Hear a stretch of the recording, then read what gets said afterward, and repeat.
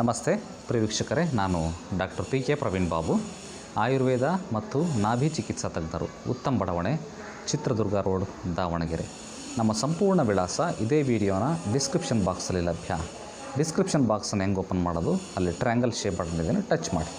ಸಂಪೂರ್ಣ ವಿವರ ಅಲ್ಲಿ ಅವಶ್ಯಕತೆ ಇದ್ದಲ್ಲಿ ತಾವು ಗಮನಿಸಬಹುದು.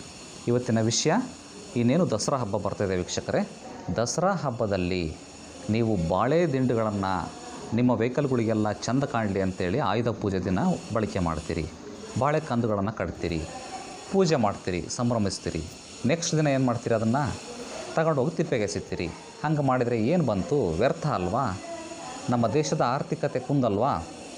ಈ ಬಾಳೆ ದಿಂಡಿನಿಂದನೂ ಕೂಡ ನಾವು ಔಷಧಿ ಮಾಡಲಿಕ್ಕೆ ಸಾಧ್ಯ, ಅಥವಾ ಖಾದ್ಯ ಪದಾರ್ಥಗಳನ್ನು ಮಾಡಲಿಕ್ಕೆ ಸಾಧ್ಯ. ಹೆಂಗೆ ಅನ್ನೋದನ್ನು ಇವತ್ತು ತಿಳ್ಕೊಳ್ಳೋಣ ವೀಕ್ಷಕರೇ.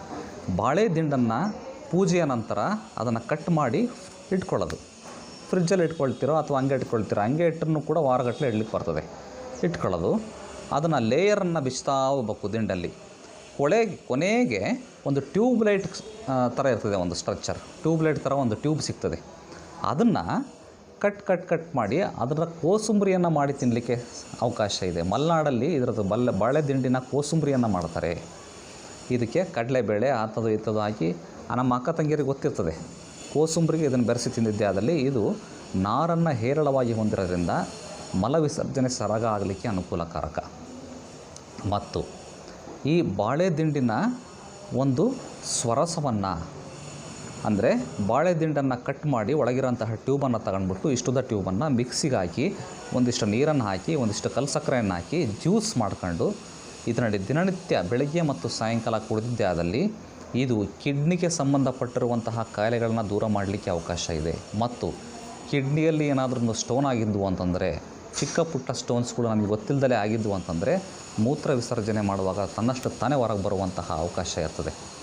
ನೋಡಿ, ಕಸದ ರೂಪದಲ್ಲಿ ಹೊರಗೆ ಎಸೆಯೋದನ್ನು ನೀವು ರಸ ಮಾಡ್ಕೊಂಡು, ಔಷಧಿ ಮಾಡ್ಕೊಂಡು, ಅಮೃತ ಮಾಡ್ಕೊಂಡು, ಮೂತ್ರವಾಹ ಸಂಸ್ಥಾನಕ್ಕೆ ಸಂಬಂಧಪಟ್ಟಿರುವಂತಹ, ಯೂರಿನರಿ ಟ್ರ್ಯಾಕ್ಟಿಗೆ ಸಂಬಂಧಪಟ್ಟಿರುವಂತಹ ಇನ್ಫೆಕ್ಷನ್ಸನ್ನು ಕೂಡ ನೀವು ದೂರ ಮಾಡ್ಕೊಳ್ಳಲಿಕ್ಕೆ ಅವಕಾಶ ಇದೆ. ಇದನ್ನು ಎಲ್ರಿಗೂ ಶೇರ್ ಮಾಡಿ.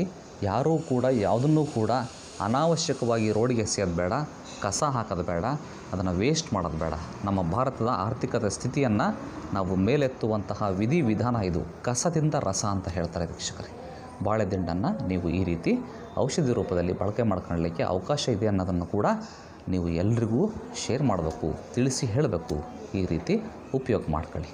ಮುಂದಿನ ದಿನಗಳಲ್ಲಿ ಮತ್ತೊಂದು ವಿಚಾರದೊಂದಿಗೆ ಭೇಟಿ ಆಗ್ತೇನೆ. ಧನ್ಯವಾದಗಳು ವೀಕ್ಷಕರೇ.